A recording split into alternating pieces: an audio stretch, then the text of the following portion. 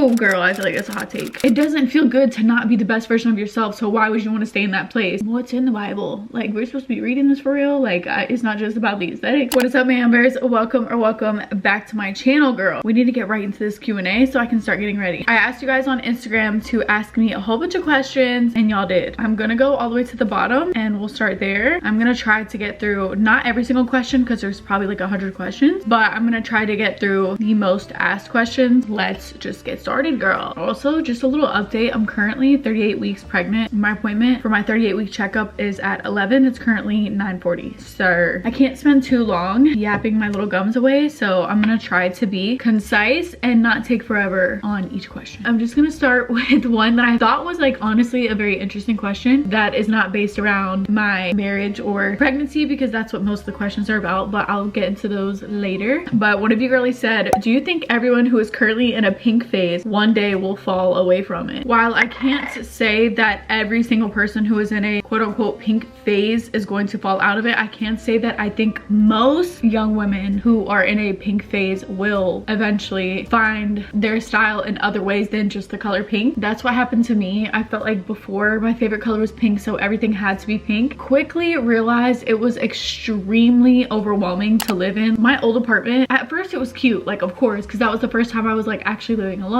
Pink is my favorite color, so it was like my dream to have everything be pink. Over time, like it just becomes a lot to live in on a day-to-day basis and just like look at. Like it's so overwhelming for your brain. At least that's how I felt. And also you just realize that not everything has to be pink. Like your favorite color can be pink, but not everything has to be pink. So short answer, do I think everyone who is in a pink phase will eventually fall out of a pink phase? I can't say everyone. Do I think most young women will? Yes, I do. It's so funny because I got a question that says, why are you taking the pink out of your room? And I just answered it. Like I just realized not everything has to be pink, but my vanity is still pink, even though I wish it wasn't because it doesn't go well with my other furniture that's in my room now. I don't want to say, oh girl, I feel like it's a hot take. I don't want to say that I regret, wait, I need to be getting ready. What am I doing? I don't want to say that I regret making pink my favorite color my whole entire identity on social media, because I feel like it's so hard to move away from it because everyone who found me and also loves pink wants to see the pink content and like only wants things to be about a pink aesthetic when I'm more than the color pink. I don't regret it,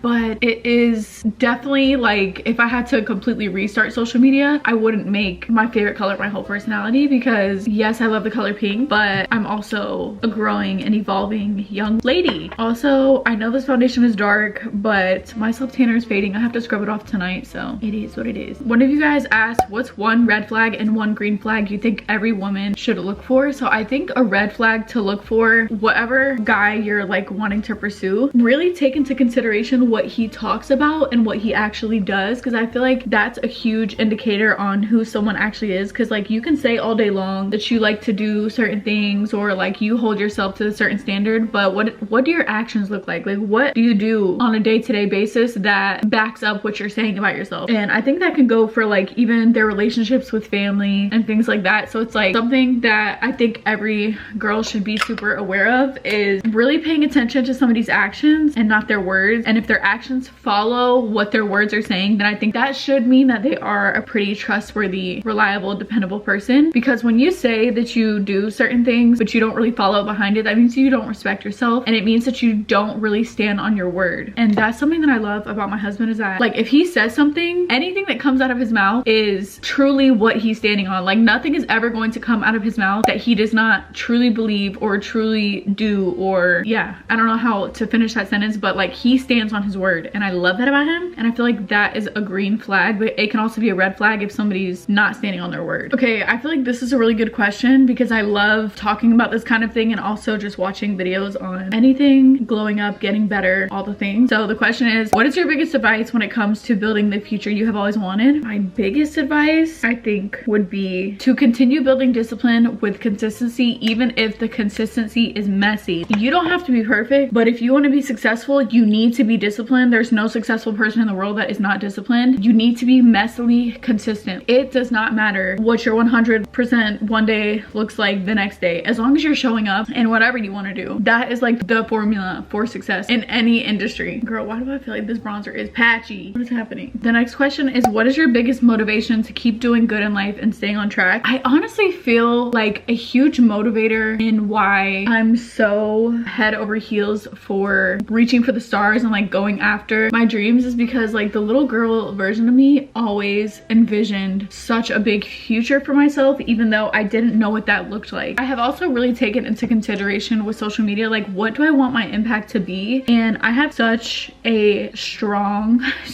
love for younger women and, you know, women who just feel like they didn't have that like guidance throughout life. Granted, like I had women in my life like my mom, my aunt, my grandma, and things like that. Every single woman that I grew up with like did the best that they could, of course, but I just feel like I want to be what I feel like I really needed growing up. I just want to be like the big sister that I wish that I would have probably like listened to, because I can say all day long like I wish that I had, but at the same time I was so like rebellious that I don't even know that I would have listened. I probably would not have. There's just certain things that I went through in life that I feel like I really needed like a big sister, and I have a big sister too, but y'all, we were like rebels together. But I just needed someone to sit me down and like really tell me about myself basically and give me certain advice on certain things. And I don't know, I just have such a soft spot for being that for women, young women especially, because how social media is now and like what is being pushed in social media, it's scary out here. Like my daughter, I do not want her to be influenced by half of these people who are so-called influencers or certain stuff that I even did when I was younger. Like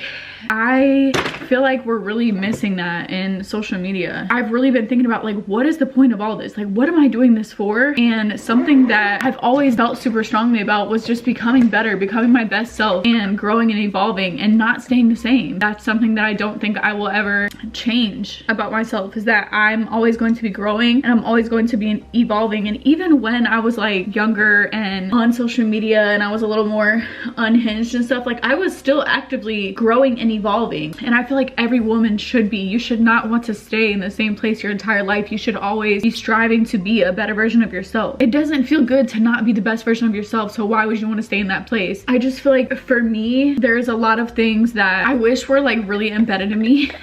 So I have a huge passion for young women and just showing them what it's like to be the best version of yourself and continue growing and continue evolving. Also being a child of God, being a daughter of Jesus Christ and what that looks like. Because while I knew who Jesus was, well, I knew of Jesus. I don't even want to say I knew who he was, girl, because I feel like that would be a lie. I didn't know him until I gave my life to him in 2023, and that changed my life. And I truly feel like if I truly knew Jesus sooner, I wouldn't have gone down some of the paths that I went down. I can't even remember what the question was. My biggest motivation is just thinking about the younger version of myself, trying to impact the younger version of myself that is also in other women. So many of these questions are the same two questions, and it's how did you meet your husband, and also are you going to be sharing your daughter's name? So I will not be showing my daughter on social media. I will not be sharing her name. And I understand that my son Prince has been on my social media for a long time, and I've slowly just stopped showing him because I realized that the internet is insane, okay? And I don't know why it like took me so long to realize that. I guess I just had to go through some experiences with being on social media that really showed me like, okay, not everything is for social media. Like not everything is. With everything that I've heard about like showing your kids on social media, and also my son does not really like when people come up to me in public,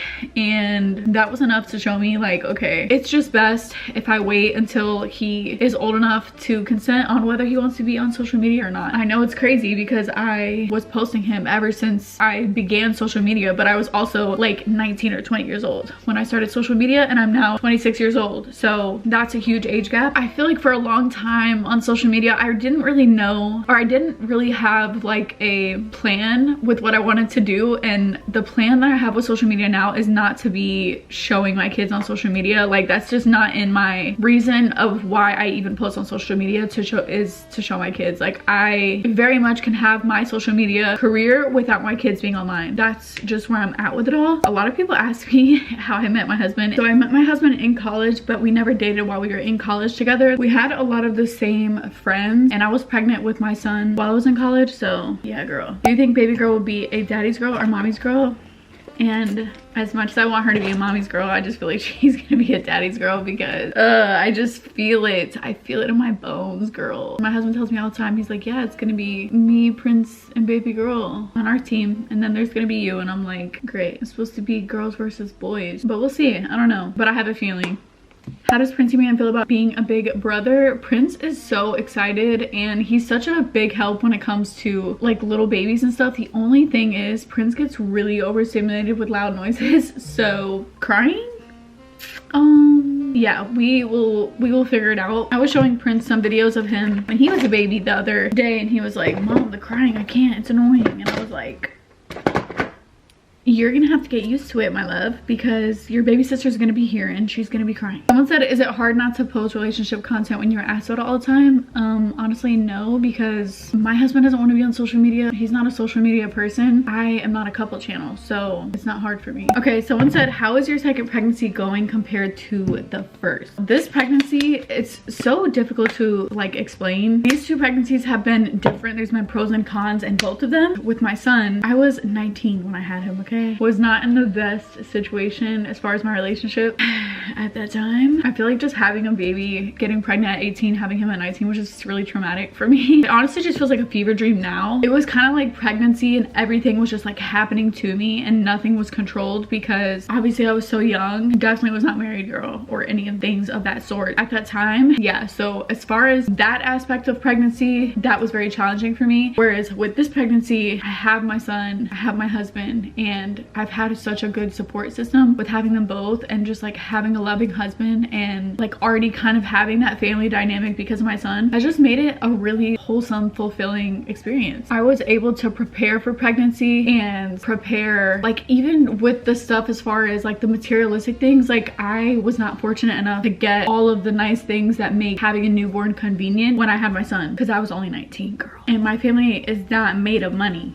Okay, so we did what we could. Like Prince, he still had all the things that, you know, I needed, but like as far as everything being like set, like just being super prepared for having a newborn, it was not like that with my son at all. But as far as like the physical aspect of pregnancy, Prince was way easier, like way freaking easier. I don't know if it's because he's a boy. It's crazy because with my son, there's just like so many different aspects to it. That's why I said it's kind of confusing, because with him, like I had low placenta. They thought I was gonna have to have a C-section. I was really swollen in my legs because I wasn't wearing compression socks. I wasn't sick in the first trimester. I don't remember being in pain as much. They have on my like profile where I go for my appointments and stuff that I'm a very low risk pregnancy because I had a really healthy pregnancy, but carrying a baby girl is no joke. Okay, that's why I said it's a little confusing. Like I'm super healthy this time around, but I'm in pain a little bit more, whereas before I wasn't in pain as much or sick ever with my son, and I was definitely sick in the first trimester. That's really freaking confusing. I hope that makes sense. Somebody said child labor in general, your advice. Girl, I cannot give any advice until after, because when I tell you, when I had my son at 19,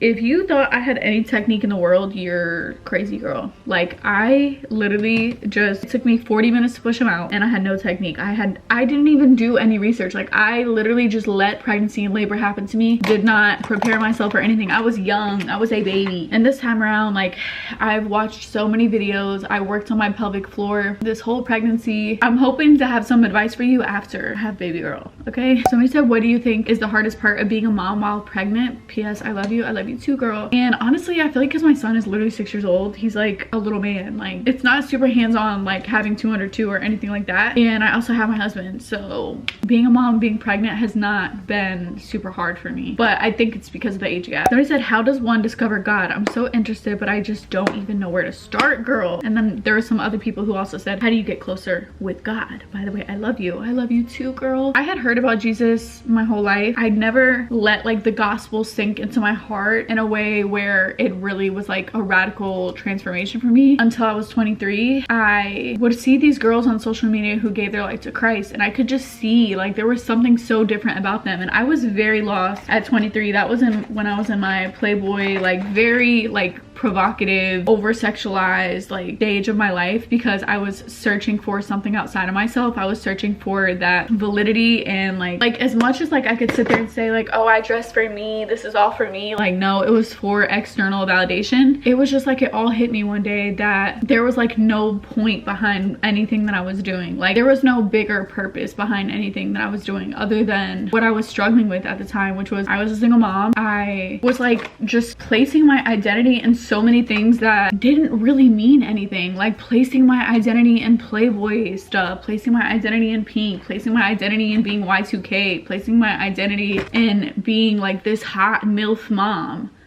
Like what are we doing? I can say that now, but that version of me was just like so obsessed with being like the hot mom, just vain things, like things that are so vain, and ultimately like had no reasoning behind them or purpose other than searching for that external validation. Well, no, what was crazy was I used to post like Bible verses and stuff on my story, but I had never opened my Bible. Like I had never actually read the Bible. I did not know people actually read the Bible. Okay, if you didn't know, just like I didn't know, the Bible is literally breathed by God. Like that is God's word. Like that is God speaking to us, okay? One of my friends, she's in the military. I had bought myself a pink Bible. Never opened it up though. I would just post it like, cutesy little pink Bible, here it is. And I had never opened it up. Just had the pink Bible, like, oh yeah, I'm a Christian. Because that's what Americans love to do. We love to be like, oh yeah, I'm Christian. Like I believe in God and whatever. But you have no fruits of that at all because you don't truly know Jesus. You're a fan of Jesus Christ, but you're not truly a follower. And I was not truly a follower. Like I just was not, y'all. My makeup is turning out so bad because I cannot do two things at one time. And so back to my friend, she was like, oh my gosh, girl, like I've wanted that Bible for so long. Mind you, this was like the only friend that I have ever had that was truly like a believer. She was in her word, she's going to church, she's like, there was just something different about her. I knew that. So when she told me that she, like somebody who's actually, you know, following Jesus on a day-to-day basis, when she was like, oh my gosh, I want that Bible, I've been wanting that Bible for so long, whatever, I bought her one and I sent it to her. I had my Bible for 6 months, okay, or no, maybe even a year at that time. By the time it had gotten to her, mind y'all, she was overseas, okay? So by the time the Bible had gotten to her, she had already been in there highlighting it, like posting it, whatever. I'm like, oh wait, she actually reads the Bible. Like it's just not something she's like, oh, I have my Bible. And that hit me and I'm like, oh,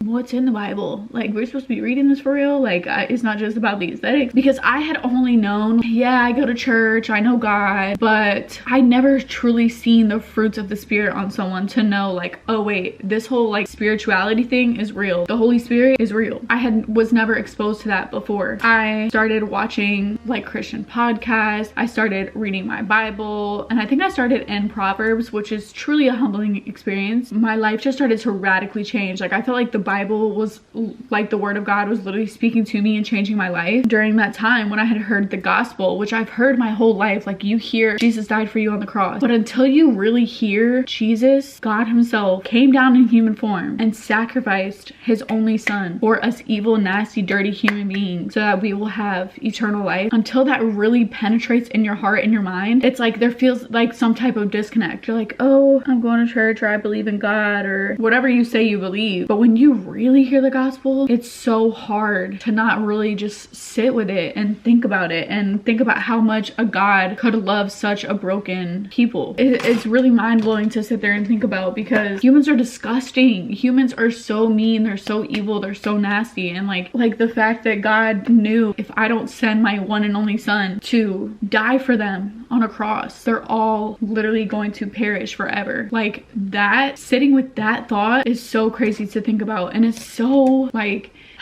girl, it's just so crazy because humans now are no better than they were back when Jesus was still alive. Like, they're still so evil and they try to persecute everyone, and especially in today's age with cancel culture, and just when somebody does one thing wrong, like everyone's up in pitchforks ready to literally like slice your freaking head off over a mistake, as if we are not human beings. Where is the grace? Where is the love? Where is the kindness? I don't see it. I don't see it. And that's why sometimes I just have to log off of social media. But anyways, this is about how to find Christ, okay? I'm over here running on a tangent. That is the gospel. The gospel is there is a God who loves each and every single one of us so much that he sent his one and only son that he ever had to earth to die for us on a cross and sacrifice his life and literally be basically torn apart from the inside out, from the outside in, to die for people who didn't even appreciate him, because he's so graceful, because he's so loving, because he's so merciful. He died for people who hated him. Like, what? That thought is just so, it's so crazy to think about because it's so rare. That's why you hear so many people talk about how they're not Christian, they're just a follower of Jesus, because Christianity has, especially in America, has become this thing where it's like, oh yeah, I'm a Christian, but I'm still gonna go party and get drunk on weekends. I'm still gonna go gossip about people. I'm still gonna go do all this evil, nasty stuff, but I'm still a Christian though. And granted, we're all imperfect, and I'm not a preacher. I'm not any of that. I have realized that following Jesus, a lot of people will say they do, but it's like, what do your fruits look like? And by fruits, the fruits of the spirit are, oh, I don't know all of them, okay, by heart, but I know it's loving, kindness, peacefulness, gracefulness, self-control, discipline. Those are the fruits of the spirit. There's more too, but I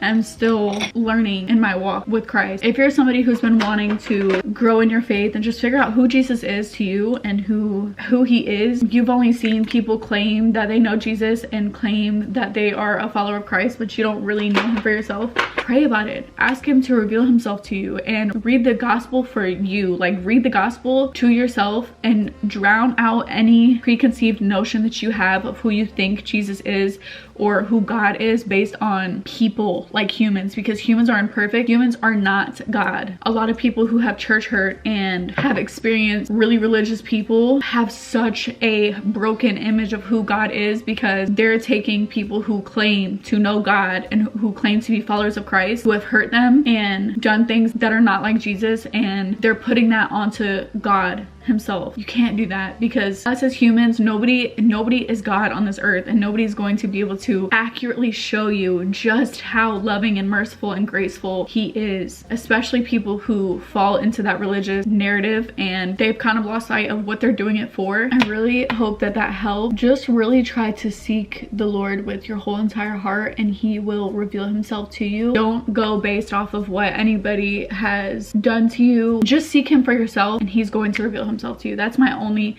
advice. Just seek him for yourself, because he's waiting. Like, he is waiting for you, girl. He's waiting for you. He's always there. He's always been there. Even when you didn't believe, even when you didn't know him, like, he's been there the whole entire time. Like I said, I don't know everything. I am still learning. I just gave my life to Christ in the New Year's of 2024. So literally December 31st of 2023 or whenever it was. I don't freaking know. It's seriously been life-changing, and it's changed who I am as a person. It's changed who I am as a mom, as a wife. I wouldn't be a wife without the good Lord, okay? Because I used to be a freaking hot mess, and I still am a hot mess in certain areas, but as far as my heart is not like it used to be. I used to be very prideful and very self-centered, even hateful to a certain point, and he's changed all of that for me. Sometimes, like, it makes me emotional when Prince, he'll see old videos of me, and one time he asked me, he said, "Mom, do you know Jesus back then?" Because he could tell a huge difference between who I was then and who I am now. When he asked me that, like, now that thinking about it, it's gonna make me emotional because I'm super pregnant, but it even made me emotional when he asked me the first time, because even to a 6-year-old, it was that obvious that I didn't know Jesus when I was 23 years old, making videos on the internet, being the younger version of myself. But if there's one thing that you get from my page, it's to give your life to Jesus. If that's the only thing that you got from this video, girl, please take that. That's the most important thing. My page is about becoming your best self, really growing and evolving in who God has called me to be. Not all of my videos are about my faith, but my faith is what makes me who I am. I'm gonna leave on that note. because I feel like that's a good place to leave off, girl. I'm about to go to my appointment. It's currently 11:39. We gotta go now. If you made it all the way to the end of this video, girl, make sure you leave a pink bow emoji down below, girl. That just lets me know that you're a real one and you made it all the way to the end of this video. I love you so much. I love you more than you realize. I appreciate you more than you realize. If you've been on this journey with me since the very beginning and you've seen me go through the ups and the downs, the highs and the lows, oh girl, we've come a long way. Okay, and we still have a long way to go. So I just appreciate you for being here, and I love you, and I will see you guys in my next video. Bye.